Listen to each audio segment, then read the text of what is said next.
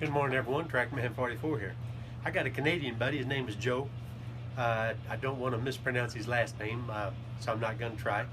Um, but at any rate, Joe, he's one of my subscribers. Pretty good guy. He's actually an excellent mechanic. Built an awesome wood splitter. Um, I'll put a link to his channel in the description. But at any rate, he texted me a little while ago, or didn't text me, but left a comment. Wanted to know about why his Delco one-wire alternator needs to be externally excited with a little jumper wire in order to get it to charge. So this is something I probably should not do because, man, there's everybody and his brothers got their own ideas on how to wire stuff, on these old tractors and everything. But I always talk about my school of thought, and my school of thought is whatever works for you and doesn't burn the tractor down or burn down your shed or do any damage to anything. That's what's right for you. There's a myriad of ways to wire these old tractors, but I'm going to attempt to draw something out here for Joe.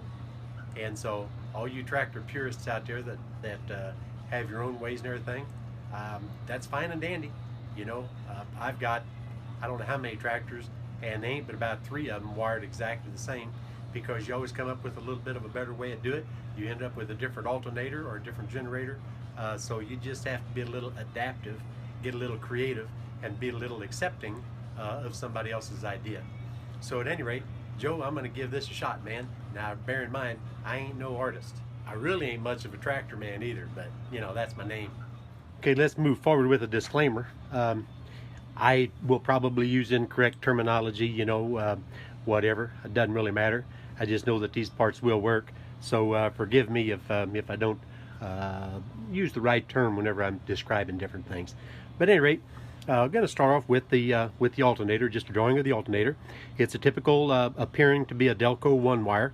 You have your big round battery terminal. Sometimes you have a terminal 1 and 2 and nothing's there. Sometimes you have a 1 and 2 and something is there. And what Joe has is he thinks he's got a one wire, and I've done exactly the same thing, but in fact his one wire alternator is a multi-wire, and it needs that external excitement. So let's just go with what we know right off the bat, and then we'll explain it as we go along. Of course, here's your battery over here, and there's going to be a negative ground. So let's go ahead and ground our battery,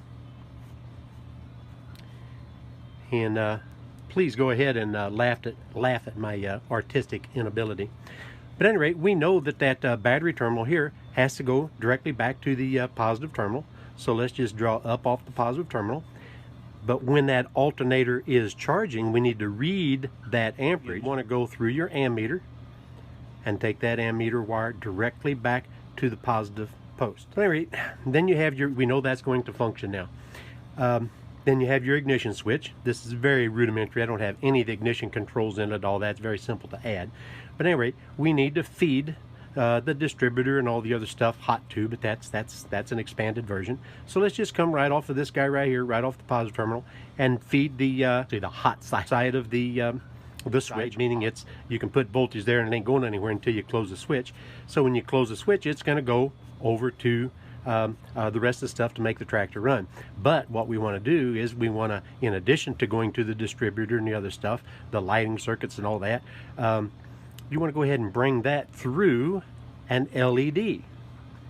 Okay, take that LED and come over and attach that to terminal number 1. Terminal number 1 should be the terminal that once you excite it, it starts the creating electricity or generating electricity. So you got your potential on your battery. You close this key. As soon as you close your key, the LED or the idiot light, like on the dash of the old cars and everything, the idiot light comes on.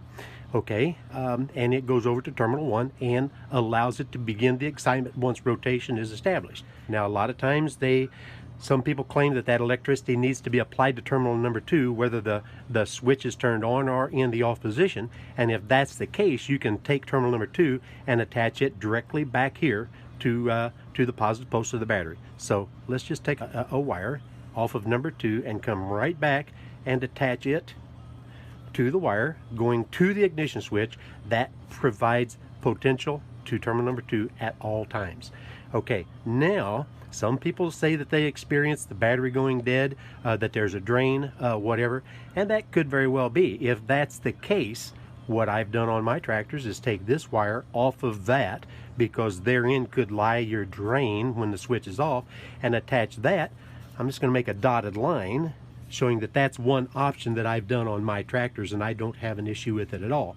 But conversely, I've got several other that have it connected like this, and I do not experience the battery drain. So I don't know if it's some other issue, or if there's something that I'm not seeing. I just don't know. Now, this is your LED that you can just go to Radio Shack, if you're lucky enough to have a Radio Shack, and you can get an LED and mount it in your dash. An LED is a light emitting diode, and everybody knows that a diode is like a check valve for electricity. You know how a check valve works on water. You know, water passes through one direction, and when it tries to go the other direction, the flapper closes, and the water cannot go backwards. Well, a diode is that for electricity. Electricity will pass through that diode and give a little bit of a tickle, a 12-volt tickle or exciting terminal.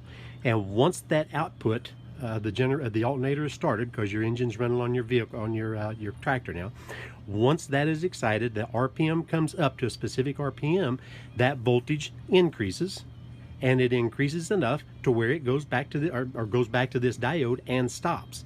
At that point, the diode should go out. The LED should go out. Okay, if you opt not to use an LED, you can just use a plain, without the dash light, or you can actually use a diode number 1N4001, which is a micro mini. It's a micro mini diode from Radio Shack. Okay, that works just fine. I've got a couple of tractors that are set up like that, and here it is right here to prove that I'm not kidding. It's a 1N, or maybe that's an IN. I'm sorry, that is an IN4001 micro mini silicone diode, and it's a 50V-1 amp. So in other words, that's a 1 amp 50 volt maximum diode. And here you go. Here's a picture of the little diode right here. If you look really close, probably can't focus, there's a stripe on that diode. Okay, that's indicating the direction of flow. The stripe on the diode has to go toward terminal number 1. So if you use the diode instead of the LED, attach it to where it goes to terminal number 1. So that's pretty much the whole thing in a nutshell. So if you do this on your tractor, Joe, chances are it's going to function. But if you do experience battery drain, go ahead and give an attempt to put it on the opposite side, or on the outlet side of your switch, the one that actually feeds your distributor worm. So I think I'm going to wrap this one up. Let me clarify another thing too, if you don't mind. You know, we're talking about the LED versus the diode. Personally, I love the LED. The last tractor I did was a 4500 Ford backhoe. It had a Lucas 12-volt generator on it. Wasn't worth a dang. The LED on that one, and I absolutely love it. When you first start the tractor and it's sitting there idling a little bit, you know, the light's on because the output's not high enough it's not high enough to actually start generating electricity.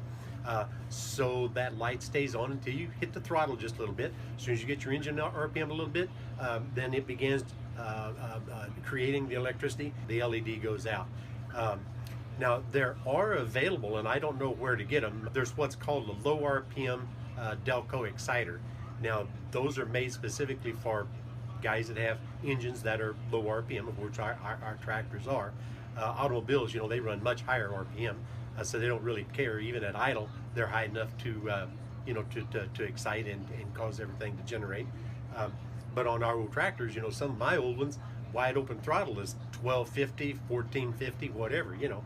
So you got to put your foot in the carburetor just a little bit, so to speak, you know, get the RPM up to get that LED to go out. Well, when it got that LED, then I know when it goes out, I'm generating, my batteries is being charged. You know, with just the little diode in there, the little Radio Shack diode, you're not really aware of it. You're only aware of it after you run it, you know, a few days, and it starts getting weaker and weaker, turning over, and all of a sudden it won't start because your battery's dead, you know. The LED solves that issue. Well, anyway, Joe, hopefully that helped you, and hope this don't bring all the naysayers out of the woodwork, because like I said, man, if there's one way, there's 1,000 ways to do this. The good way is the way that works for you, and this works for me. It's Worked for me on several of them. That's all I can tell you. It's Tractor Man 44, and I am out of here.